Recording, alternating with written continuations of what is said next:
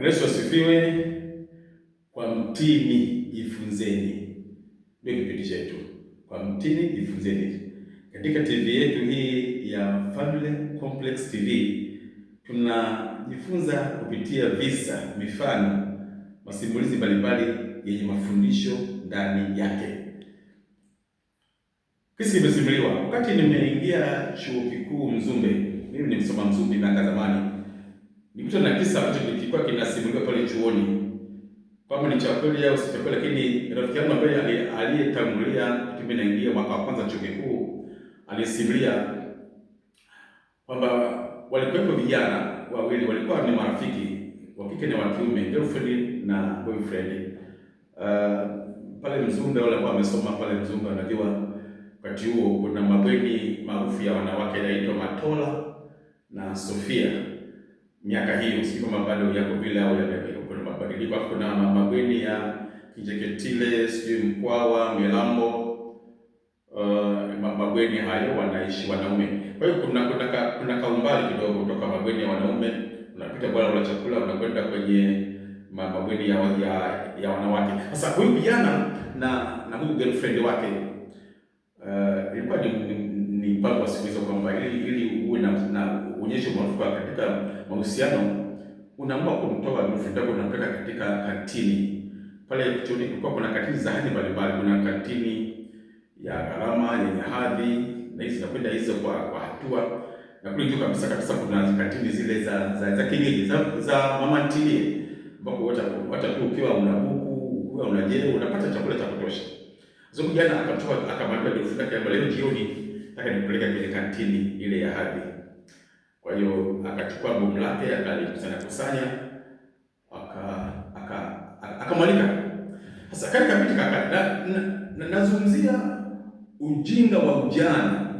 Akili za kijana huwa zina akili fulani hivi zisizokuwa na uhalisia.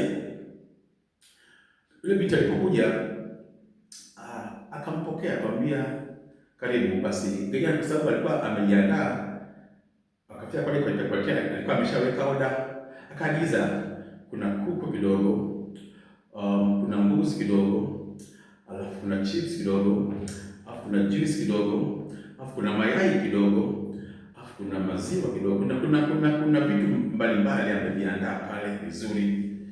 Sasa huyu jamaa ana njaa kwa sababu mchana hakula ili ile itoshe kumtoa girlfriend wake. Na huyu binti naye ana njaa, lakini anasema siwezi kuacha kwamba mimi sana ninapapatikia misosi sana, lazima niishi kwamba mimi sio mtu ninaye kutoka na misosi. Kwa hiyo kabidi kalikuwa kana njaa, lakini kakajizuia. Unasikia? Akachukua yai kidogo, akachukua kuku kidogo, akachukua chips kidogo, akashushia na juice kidogo, nusu tu ya glasi, akasema nimeshiba. Ni kwamba hajashiba, lakini ni zile akili za ujana. Unajua ujana ni udanganyifu.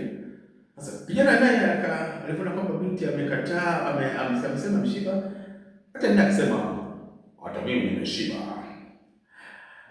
Kwa hiyo wote wakamta mhudumu pale, akaja akasema mhudumu kama kweli vile vitu alivitupa, au kwa sababu ilikuwa havijaguswa, viko wamekula kidogo sana.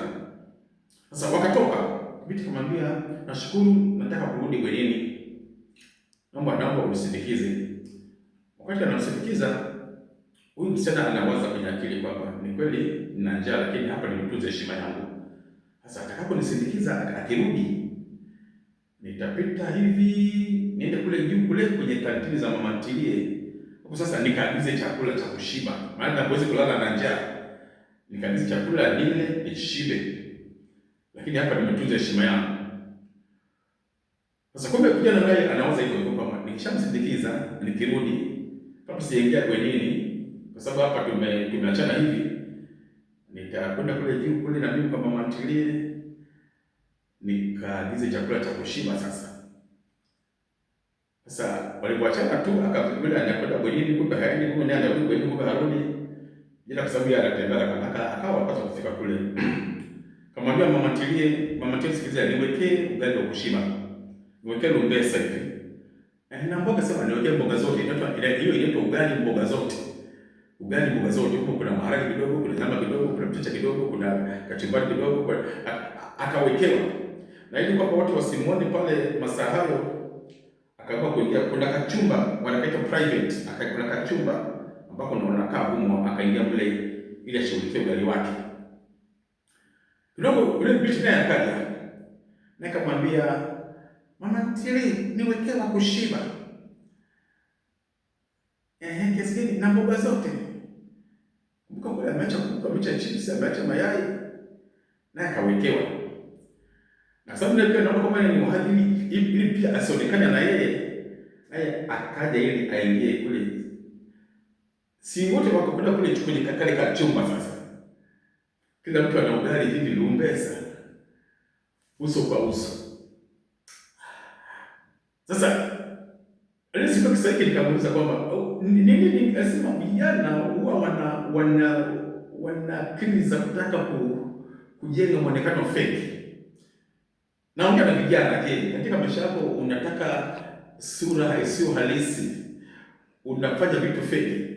Acha mchumba wako ajue kwamba unakula. Acha kijana anayekuwa ajue kwamba unakula, kwa sababu mtu anaishi bila kula. Maisha ya kuigiza, maisha ya ujanja, maisha ya uongo ndio ufanye mtu akadhani ameoa mtu mpole, ameoa mtu mkimya, ameoa na mtu mtaratibu, kumbe umeolewa na shetani. Acha mtu ajue udhaifu wako, ajue upungufu wako, kuliko uigize alafu baadaye mtu mwanane, baadaye kumbe kuna ubaya. Wanasema you better marry the devil you know than the saint you don't know.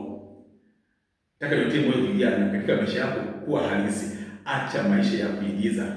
Mungu akupe ujana mwema. Amina.